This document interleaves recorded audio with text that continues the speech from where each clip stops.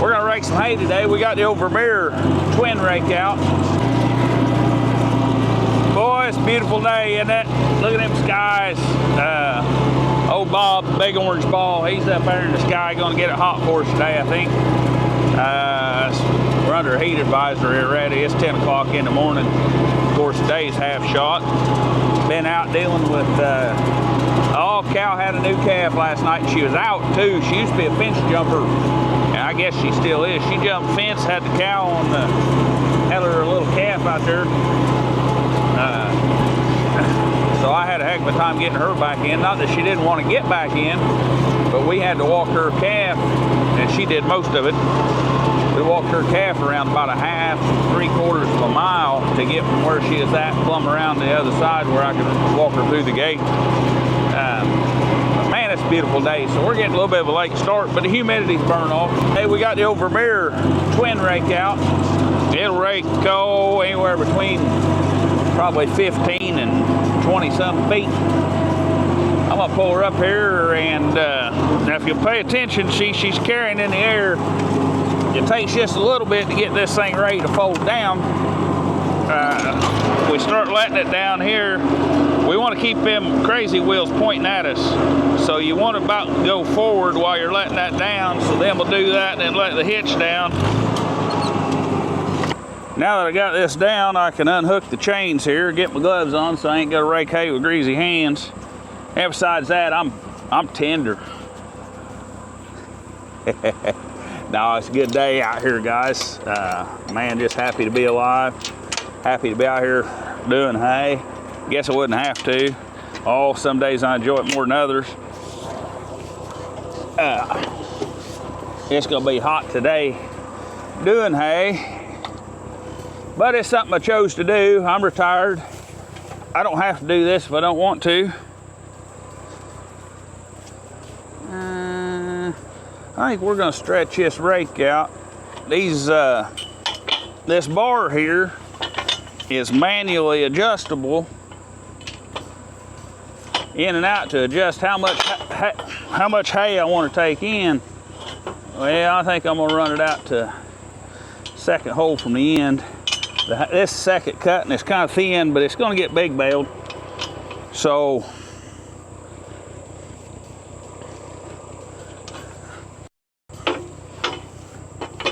you got to push that out, get that down that hole, put a pin in it. Ain't no big deal.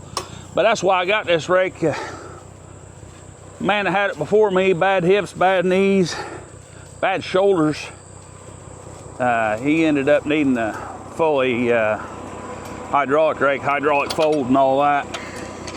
So I wound up with this in here, and I've been happy with it. Raking hay is kind of always one of my time saps. It takes a long time to rake hay. With a single rake, I can't basically rake any more hay. I can't rake hay any faster than I can mow it.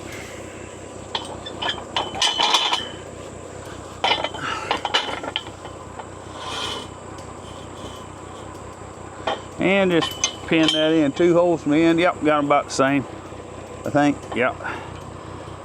It's not too big a deal. Now this is hydraulic drivers, hydraulic motor here and hydraulic motor there, flow control here and a splitter.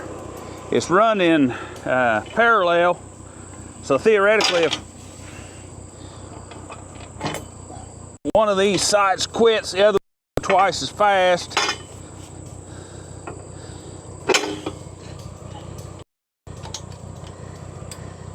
Now I know I'm standing right in your way, but that's okay. I just pinned them in both sides, and that makes this rake however wide it is right now.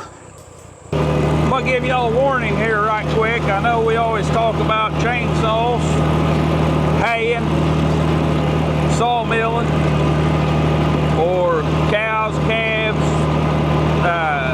sheep, lambs, pigs, piglets, stuff like that. Feeling a little bit different today. Just feeling pretty good about life. Feeling a little bit different. I'm going to get maybe a little bit philosophical, maybe a little bit theological. Not going to get preachy though, I'll tell you that right now. And reason I ain't gonna get preachy. I can't see any splinters in your eyes because I ain't got the plank out of mine yet, right? But I do want I was mowing this hay and I had to thinking, I don't know why certain terms, words, they make me, I dwell on them. I kind of like language, like a little bit of Latin, like a little bit of broken English, whatever it is I talk. I can write far better than I can talk. But anyhow, I was thinking about people see themselves as God-fearing. And I really never thought about that much. It's a good thing, right? If somebody tells you, hey, so-and-so, he's a good God-fearing man, you probably think that's pretty good business, right? So does he, and God probably does too, to a certain extent. But I don't like the word. I don't like the word. I don't want to be God-fearing. What's that mean? So what does that mean to be God-fearing? Well, it means you don't want to screw up and not make it to heaven, right? You're fearful of losing your soul.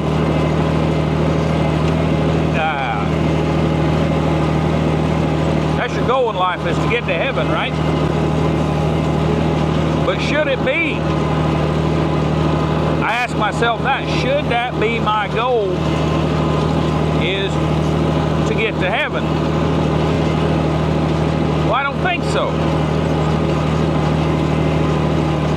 Not in the grand scheme, but I don't think so. Now, why wouldn't it be your goal to get to heaven? Why are you going? Why are you wanting to go to heaven? So you also got to ask yourself, do I want to go to heaven for myself because I'm afraid of going to hell and that's going to be painful and heaven's good? Or do you want to go to heaven just so you don't go to hell? Being your two choices. Well, I got a buddy, and he'll know who I'm talking about if he's watching this, and he won't care. I ain't mentioning his name. This kind of for you. I was getting ready to call you by name. I'll talk to you after a while. On the phone. He told me one time, confided in me. He said, I don't know what I think about going to heaven anyway.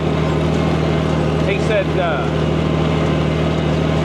everybody just singing around and praising God all the time. How is that? He said, I don't even know if that's my cup of tea. I don't want to go to hell. But man, that sounds like awful boring. That sounds like a job, just sitting around showing your love for God all day. I said, well, you ever been in a near-death accident? Driving down the road 60 mile an hour, hit a patch of black ice, sliding around, go about this close to a telephone pole that would have killed you, or accidentally paid attention, hey, I just ran a stop sign, or hey, that person just ran a stop sign, another half a second, and I'd have been dead. And what's your, you got a stick in a rake. And what's a lot of times your first thought?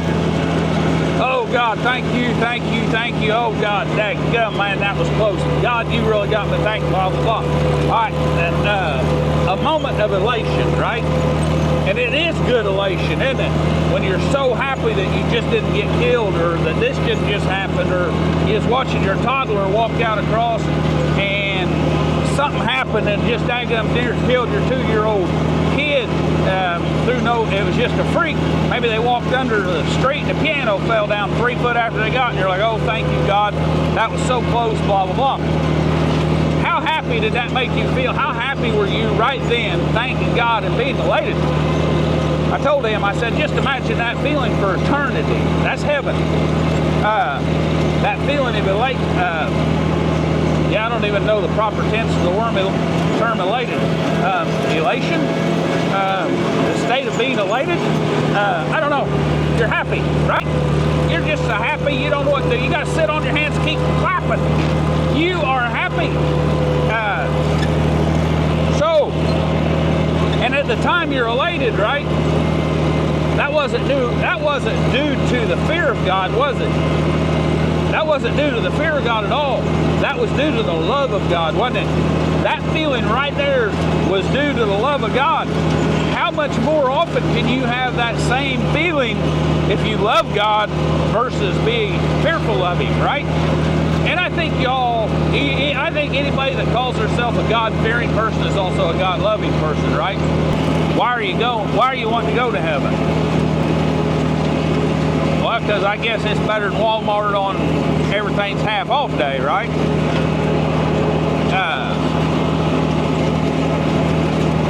But is that a good reason? And does that make it easier to be a good person? Being God-fearing is, I believe, it's harder to get to heaven, or let's just say it's harder to be a good Christian person by being God-fearing than it is to be God-loving. So, the term God-fearing kind of gives the connotation that, hey, the only reason I'm not going to go over there and do this or do that or do this to my fellow man or whatever is because you're fearful of the repercussions of doing that, right? Oh, hell, I might go to hell. Sorry, guys, I swear a lot. I don't swear. I use colorful terms. But I'm morally ambiguous to that because they're just syllables. I could cuss somebody and wish them a miserable death without ever saying a 4-letter word, right? That don't mean that's very nice. Or I could say, that guy, man, he's the damn nicest guy I ever met. Well, there I said damn, and it sure wasn't meant in a bad way, was it? So anyhow, I digress.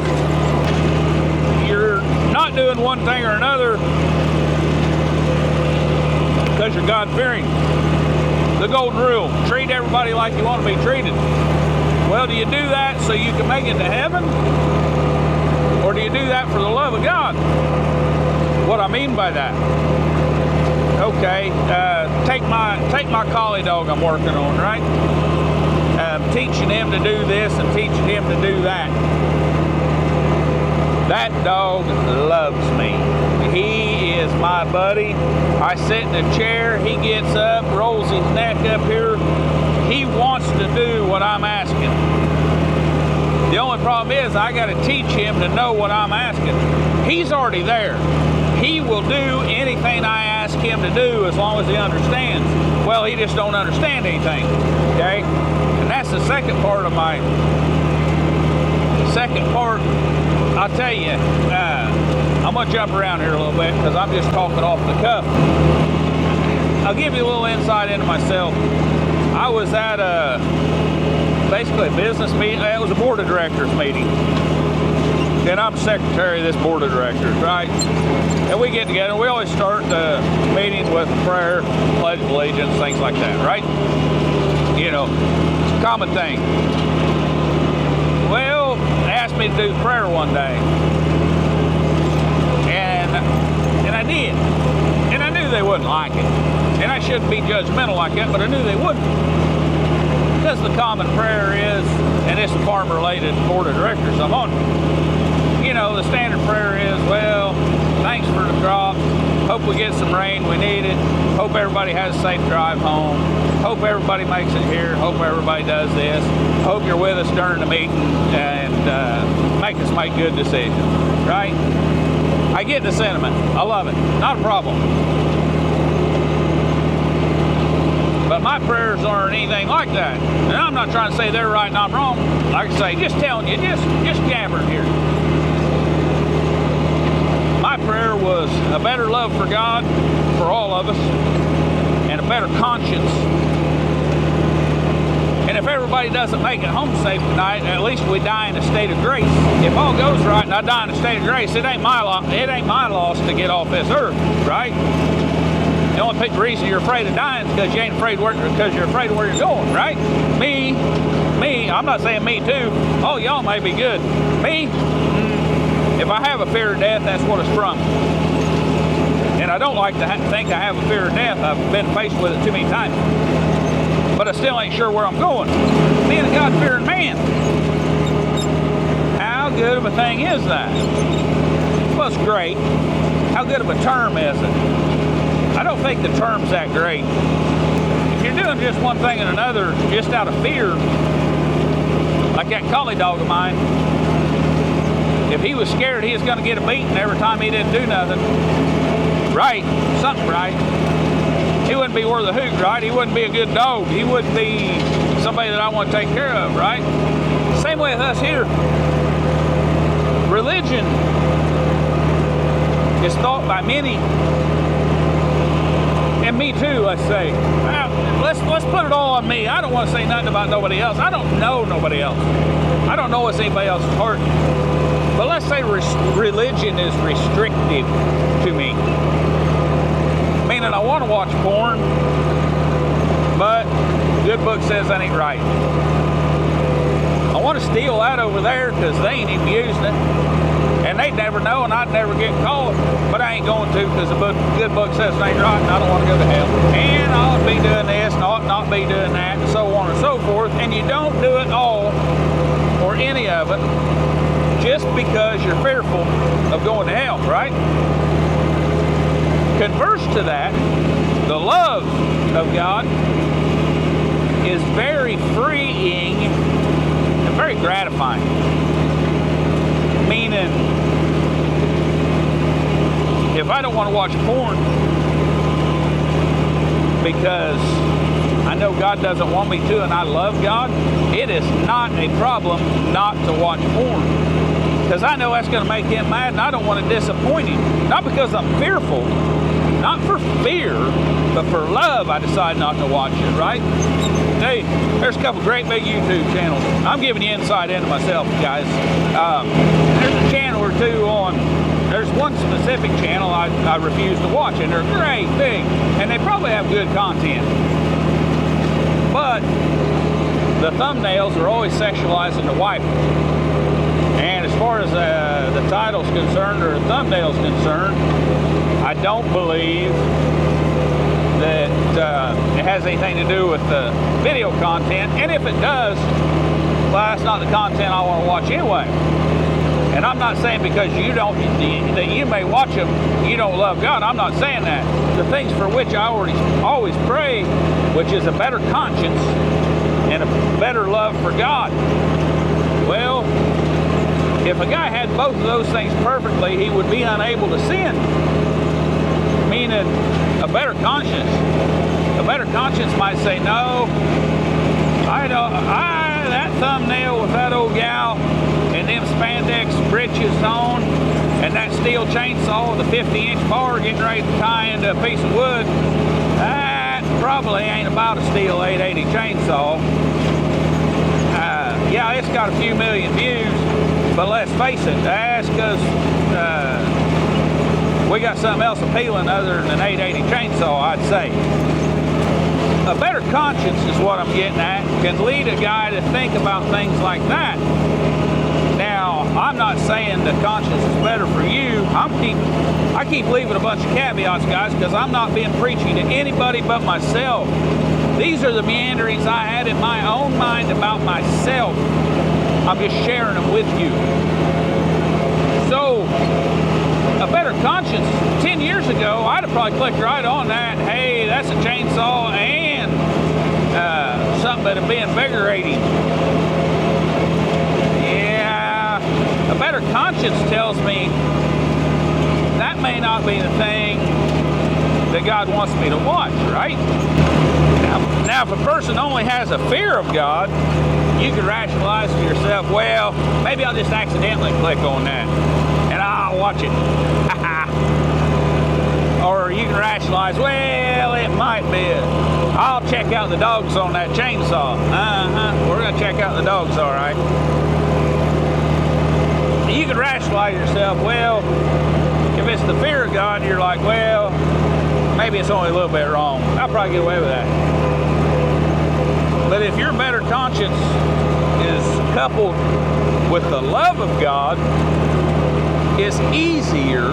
I'm not saying there ain't no temptation. I'm saying it's easier to say no. I love God. He don't want me doing that. Therefore, I'm not going to. Not because I'm scared of what might happen, but because I love him or her. And I just call it God. For you guys, maybe something different. But like I say, I'm not preaching to you guys. I'm just giving you insight. Let's bring fear and love down to a human level. Let's say you're married. Let's say you're a man. Let's say you're married. And let's face it, all us men, even the ugly ones like me, have probably had opportunities not to be faithful.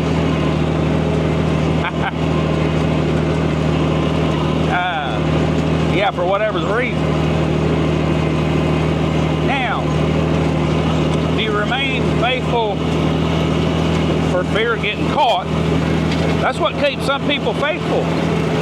Their spouse has their phone bugged, they share emails, addresses. I'm not knocking if you do. Some people have other reasons, but they share Facebook accounts. Everybody's got everybody's password because they keep their phone locked. My phone's locked all the time because it bounces around, gets sweaty, and dials 911. My wife knows my passcode. I handed it to her this morning. Here, video that little cab. Well, she pokes in the password, turns on the video, and away she goes. Don't know if she checked my messages or not. Don't care. Ain't nothing in there to hide because I love her. I'm not fearful of getting caught.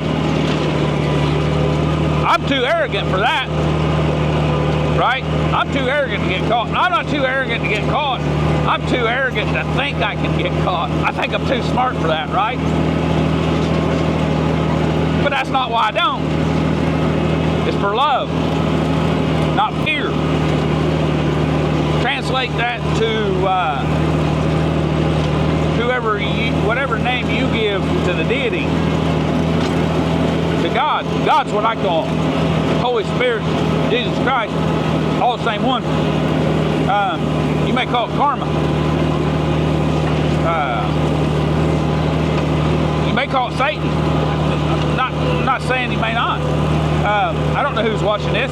We're talking about me. But whatever you do for your deity, if you're hoping for a reward later on, maybe not be a God-fearing person, be a God-loving person. I don't know. That's my thought. Guys, if you stuck around this long, I appreciate it. I'll try not to get preachy like this anymore. Now I might. I said I'll try not. You bounce around there out here in the hayfield and go raking hay and baling hay. My mind spends probably as much or more time on thoughts.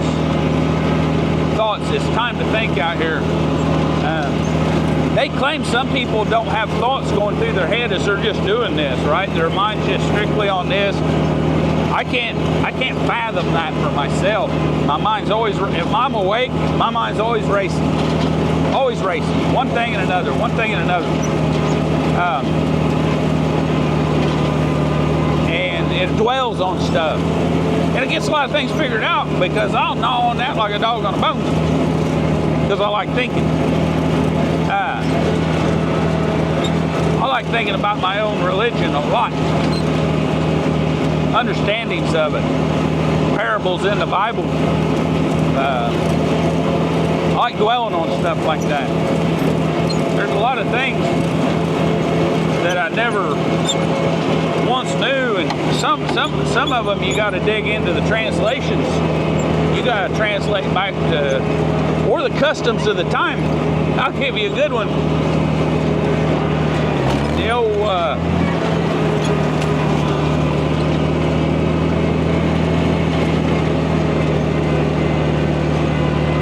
somebody trying to give me a job over the daggum text messages. Been getting some spams of that lately. I don't know why they're trying to give me a job. Ha ha! It was fighting words right there. I'm too lazy to do my own work, let alone work for somebody else. And we already decided I'm not driven by money a while ago. Yeah, maybe that was a different conversation. I don't know, they all run together. I ain't driven by money. I'm not trying to say I'm rich, and I ain't trying to be bragging. And I'm gonna have to finish that thought. It don't take me nothing to live. Very, very little to live, because I found a way to be happy with what I got. And I've got an abundance. I'm gonna tell you right now. I've got an abundance. Yeah, I don't drive a new truck or a new car. Don't care, it ain't what's important to me. I can't remember the last time I've been hungry and had no way out. Can't remember the last time I've been cold and had no way out. Can't remember the last time I've been hot. So hot I was afraid of dying. Can't remember any of that. Don't think it's ever happened, so I'm in abundance, right? Can you imagine this hayfield we're raking? Back to raking. Can you imagine this hayfield 2,000 years ago, right? How many hundred servants and slaves would it have took for a king 2,000 years ago to be able to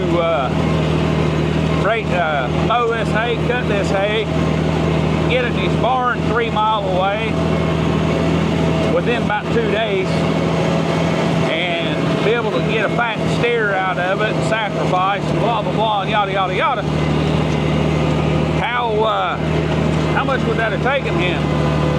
Or if one of his servants got down, or if the king himself, he was out here helping and watching and a feuding and a fighting, and he broke the handle out of his sickle, he'd have had to send what they'd have called a runner to run back home, send a message, maybe another runner into town, somebody to make him a handle and bring it back here.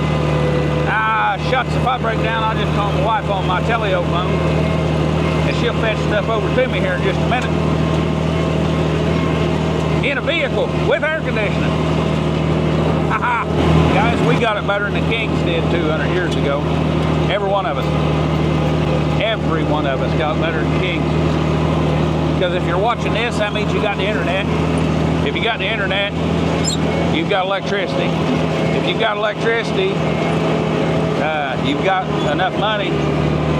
You didn't have to choose between electricity and food, or electricity and shelter, electricity and clothing. You got the world, you got the cat by the ass right now, buddy. Be thankful of that.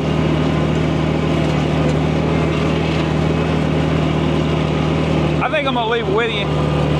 I can talk plumb to the end of this field. Not going to. Video's probably getting too long. Guys, if you stuck around, I appreciate it. Whether you're the same as me or different than me, if you stuck around and even listened, you're my kind of people. Thank you.